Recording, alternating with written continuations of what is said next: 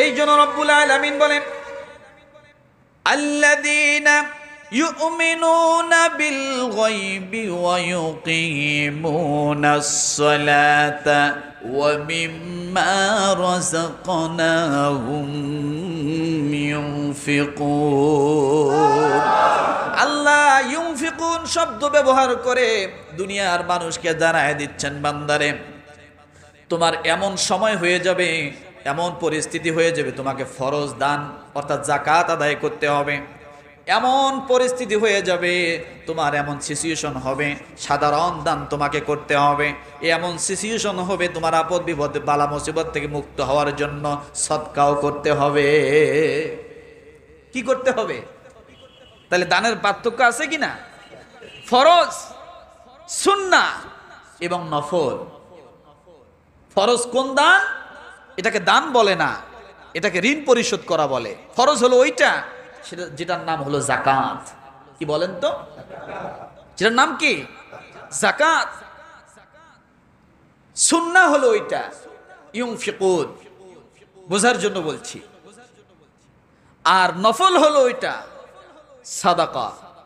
আবার এই সাদাকাটা সুন্নায় মুআক্কাদায় চলে যায়, ওয়াজিব পর্যায়ে চলে যায়। আমরা কি বুঝতে পারছি? দান শুধু একটা শব্দ না, দান অনেকগুলো শব্দ বিভিন্ন জায়গায় ব্যবহৃত হয়েছে।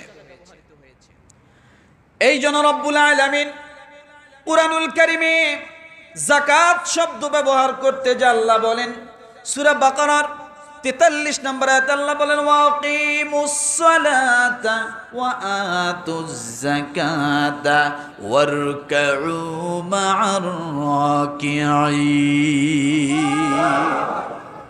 রব্বুল আলামিন বলেন, তোমরা সালাত কায়েম করো, যাকাত আদায় করো এবং রুকুকারীদের সঙ্গে রুকু করো।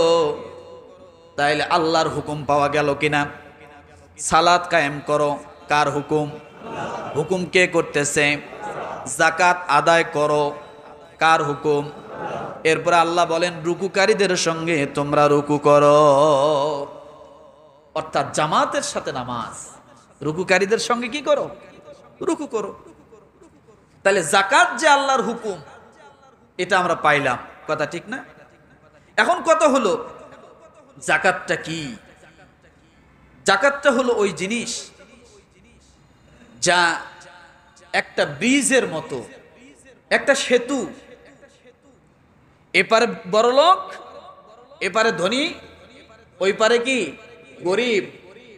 ধনী এবং গরিবের সঙ্গে যদি যোগাযোগ করতে চায় ইসলামী শরিয়া মোতাবেক, অর্থ সমাজের দিক থেকে যাকাতের মাধ্যমে, যাকাত নামক ব্রিজের মাধ্যমে এপারে ধনী ওপারে গরিবের সঙ্গে যা মিলিত হবে। এখন যাকাতটা একটা ব্রিজের মতো পাইলাম, ধনী এবং গরিবের মিলিত হওয়ার মাঝখানে যে মাধ্যম, সেটার নাম কি? যাকাত। আবার যাকাতটা হলো একটা সাবানের মতো। কিসের মতো? জোরে বলে। যাকাত হলো সাবানের মতো। বলে কেমন সাবানের মতো? স্বাভাবিকভাবে বুঝাচ্ছি আমি। যাকাতের দ্বারা মানুষ পবিত্র হয়। সুবহানাল্লাহ বলেন। যাকাতের দ্বারা কি হয়? মানুষ পবিত্র হয়, অর্থাৎ মানুষের কলব পবিত্র হয়, এবং যাকাতের দ্বারা সম্পদ পবিত্র হয়। আল্লাহ পাক রব্বুল আলামিন সূরা তাওবা আয়াত নাম্বার 103 রব্বুল আলামিন ডাক দিয়ে বলেন, খুয মিন আমওয়ালিহিম সাদাকাতান তুতাহহিরুহুম ওয়া তুযাক্কিহিম বিহা ওয়া সাল্লি আলাইহিম ইন্না সালাতাকা সাকানুল লাহুম ওয়াল্লাহু সামিউন আলীম। কোন সূরা? কত নম্বর আয়াত? 103। যাকাতটা যে সাবানের মতো, এর প্রমাণ কি? যাকাতের দ্বারা যে মানুষ পবিত্র হয়, সম্পদ পবিত্র হয়, এর প্রমাণ কি? আল্লাহ পাক রব্বুল আলামিন বলেন, তাদের সম্পদ থেকে সদকা গ্রহণ করো, যার মাধ্যমে তুমি তাদেরকে পবিত্র করবে। কিসের মাধ্যমে? যাকাতের মাধ্যমে মানুষ কি হবে? কথা বলে না? যাকাতের মাধ্যমে মানুষ পবিত্র হবে। এরপর রব্বুল আলামিন বলেন, ইন্নাস সালাতা কাসাকানুল লাহুম, আল্লাহ বলেন তাদের জন্য তুমি বরকতের দোয়া করো। অর্থাৎ যাদের কাছ থেকে যাকাত নিবে, যাকাত নেওয়ার অর্থ হলো মানুষ পবিত্র হবে এবং তার সম্পদগুলো পবিত্র হবে। আর তুমি যদি তাদের জন্য দোয়া করো, আল্লাহ তাআলা তাদেরকে বরকতে ভরপুর করে দেবে। তাহলে একটা জিনিস ভালো করে বোঝেন, যাকাতের দ্বারা কয় জিনিস পবিত্র হয়? কয় জিনিস? কয় জিনিস?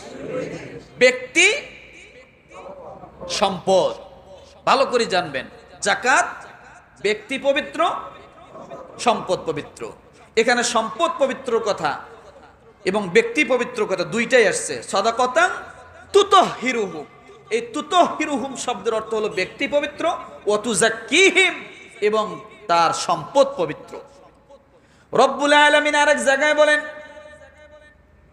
রব্বানা ওয়াবআস ফীহিম রাসূলাম মিনহুম ইয়াতলু আলাইহিম আয়াতিকা ওয়া ইউআল্লিমুহুমুল কিতাবা ওয়াল হিকমাতা ওয়া ইউযাক্কিহিম ইন্নাকা আনতাল আজিজুল হাকীম। রসুলকে যে আল্লাহ দুনিয়াতে পাঠাইছেন চারটে উদ্দেশ্য। সুবহানাল্লাহ বলেন।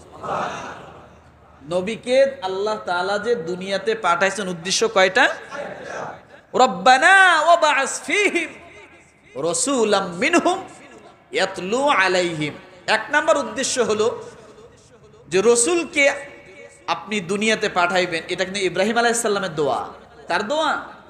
কাবা ঘর যখন নির্মাণ করতেছিলেন, নির্মাণ করে আমাদের মিস্ত্রিরা বিভিন্ন গান গায়, আছে না? আর ইব্রাহিম আলাইহিস সালাম কাবা ঘরে একটা করে পাথর রাখে আর দোয়া করে। সুবহানাল্লাহ বলেন। ইব্রাহিম আলাইহিস সালাম কি দোয়া করতেছে? আল্লাহ, আমার পরে আমার প্রজন্ম যারা আসবে তাদের মধ্যে এমন একজন রসুল পাঠাও যিনি তোমার কোরআন তেলাওয়াত করে করে মানুষকে শোনাবে। এক নাম্বার কাজ। কি করে শোনাবে? সূরা বাকারা সম্ভবত 124-25 ভিতরে পাইবেন। মানুষকে কোরআন তেলাওয়াত করে শোনাবে, এক নাম্বার কাজ। ওয়া ইউযাক্কিহিম, মানুষকে পবিত্র করবে। কি করবে? মানুষকে কি করবে? পবিত্র করবে। ওয়া ইউআল্লিমুহুমুল কিতাব, কিতাবের শিক্ষা দিবে, কোরআনের জ্ঞান শিক্ষা দিবে। ওয়াল হিকমা, হিকমার শিক্ষা দিবে, অর্থাৎ সুন্নাহর শিক্ষা দিবে। হিকমা ওই জিনিস,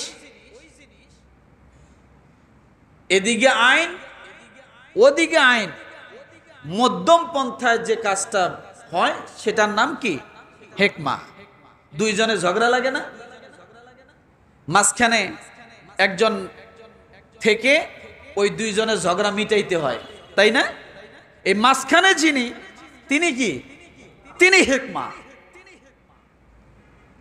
কারণ নিজেরা নিজেরা তো ঝগড়া মিটানো যায় না, মাঝখানে একজন রেফারি লাগে, তার মাধ্যমে ঝগড়া মিটবে। তো এখানে যে ওয়া ইউযাক্কিহিম বলা হয়েছে, মানুষকে পবিত্র করবে। সুবহানাল্লাহ বলেন। তাহলে যাকাত কি বলেন তো? যাকাত হলো সম্পদ এবং মানুষকে পবিত্র করার মাধ্যম। এটার নাম হলো কি? যাকাত। যাকাতের আরেকটা অর্থ, যাকাতের অর্থ হলো এক নম্বরে পবিত্র করা, পরিশুদ্ধ করা, এবং যাকাতের আরেকটা অর্থ হলো যাকাত যেখানে বৃদ্ধি হয় সেখানে। সুবহানাল্লাহ বলে। যাকাত যেখানে বৃদ্ধি হয়, কি? যাকাত নাই যেখানে, বৃদ্ধি নাই সেখানে।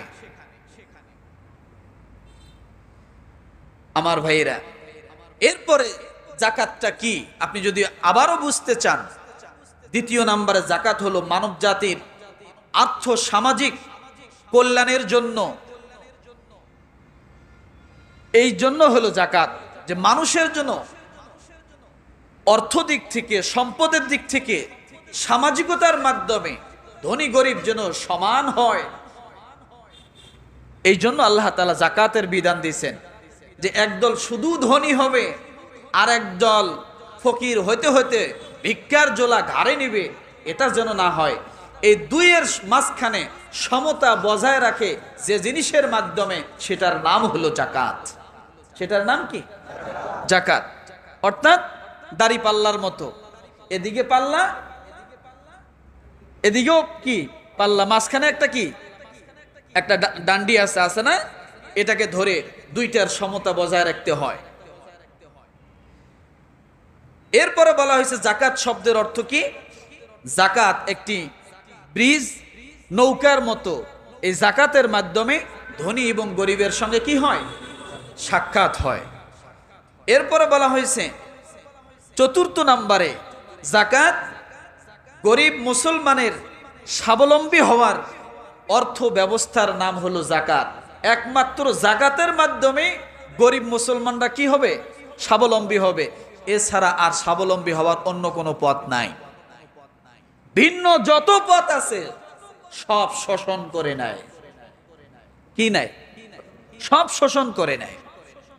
পঞ্চম নম্বরে, ধনী গরিবের কাছে ঋণ মুক্তির মাধ্যমের নাম হলো জাকাত। ধনী